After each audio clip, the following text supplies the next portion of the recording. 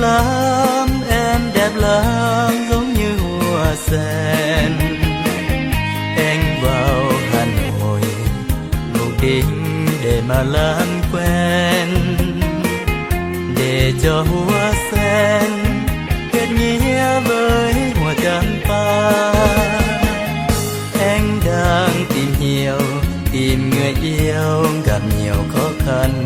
Giờ em không thích người thủ đô Viêng Chăn, anh không xứng đáng làm người yêu em. Tiếng Việt chưa giỏi, giọng nói vẫn còn chưa hay, nhưng trái tim anh xin tặng em gái, sẽ không yêu ai ngoài ra em nữa. Có nhớ không, tối hôm qua ta đã gặp nhau. Đừng quên nhé, tối hôm sau gặp nhau lần nữa. Đừng từ chối dù rằng trời nắng trời mưa. Một lần nữa anh em ta sẽ lại gặp nhau.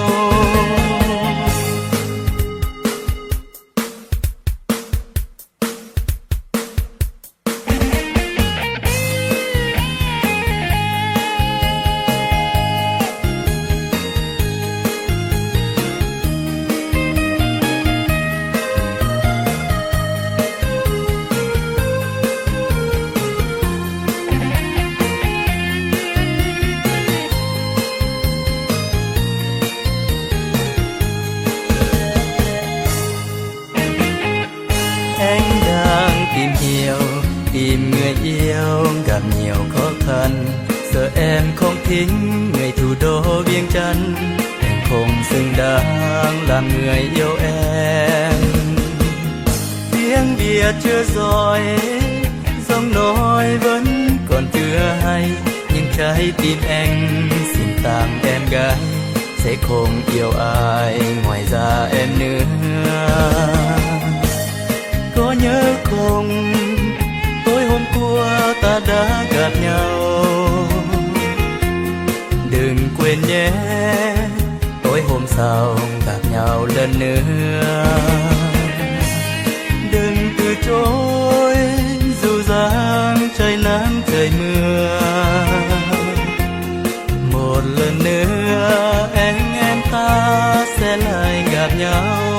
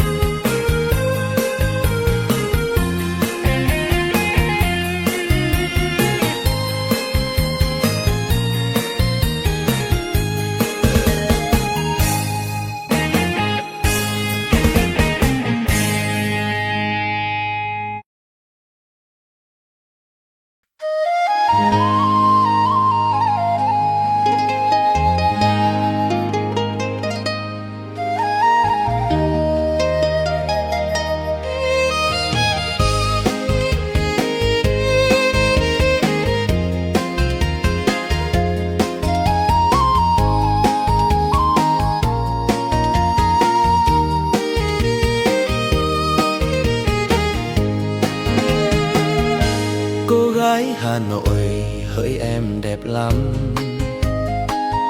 anh quý em lắm, em đẹp lắm giống như hoa sen. Anh vào Hà Nội ngỏ ý để mà làm quen, để cho hoa sen kết nghĩa với hoa Champa. Anh đang tìm hiểu, tìm người yêu gặp nhiều khó khăn. Giờ em không thích người thủ đô Viêng Chăn, anh không xứng đáng là người yêu em. Tiếng Việt chưa giỏi, giọng nói vẫn còn chưa hay, nhưng trái tim anh xin tặng em gái, sẽ không yêu ai ngoài ra em nữa. Có nhớ không, tối hôm qua ta đã gặp nhau. quên nhé, tối hôm sau gặp nhau lần nữa. Đừng từ chối dù rằng trời nắng trời mưa. Một lần nữa anh em ta sẽ lại gặp nhau.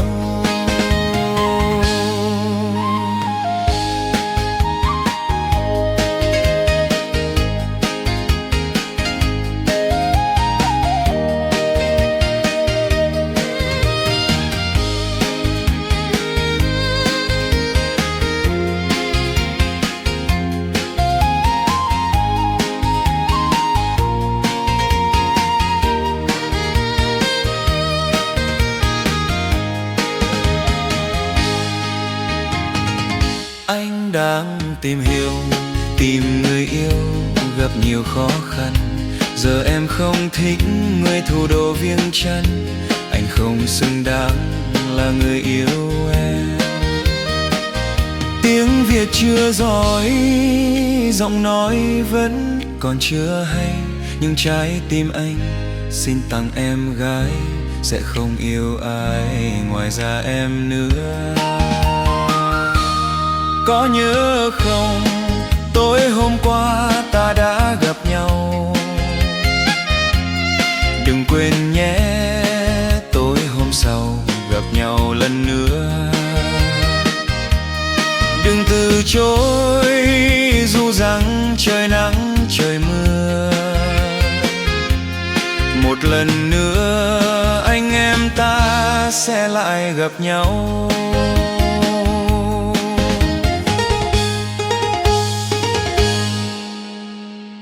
Nhưng trái tim anh xin tặng em gái, sẽ không yêu ai ngoài ra em nữa.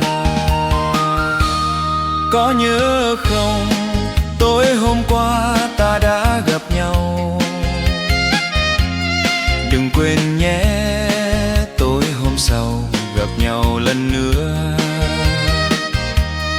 Đừng từ chối dù rằng trời nắng trời mưa. Một lần nữa anh em ta sẽ lại gặp nhau.